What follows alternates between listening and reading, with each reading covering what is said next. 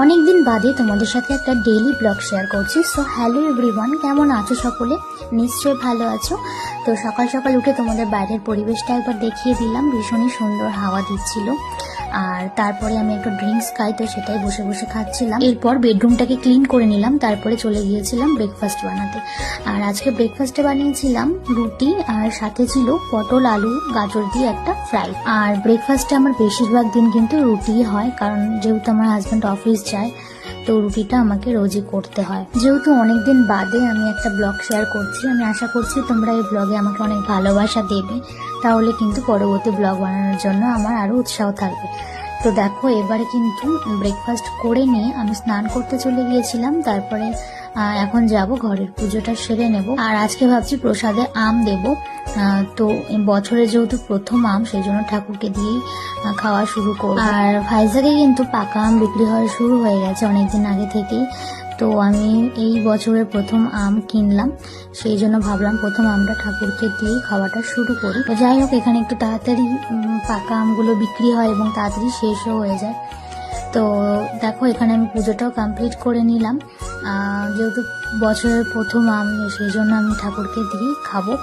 তারপরে দেখো, এখন যেহেতু অনেকটা গরম পড়েছে এখানে, সেই জন্য ঘন ঘন জল খাওয়াটা খুবই দরকার। তো ভীষণ জল তেষ্টা পাচ্ছিল। তারপরে জল খেয়ে নিয়ে এবারে চলে এসেছি রান্নাঘরে রান্না করতে। আর আজকে আমি রান্না করব মসুর ডাল।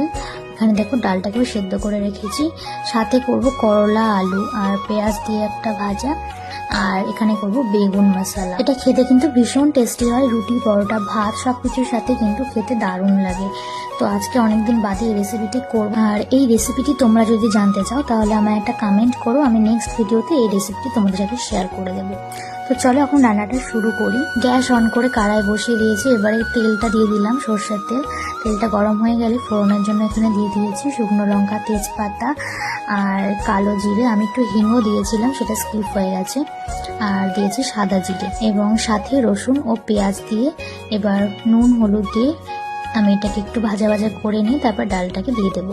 আর আমি কিন্তু মসুর ডাল মাঝে সাঝে একটু অন্যরকম করে করার চেষ্টা করি। কোনোদিন আমি পাঁচফোড়ন দিয়েও করি, আবার কোনোদিন শুধু কালো জিরে দিয়ে করি।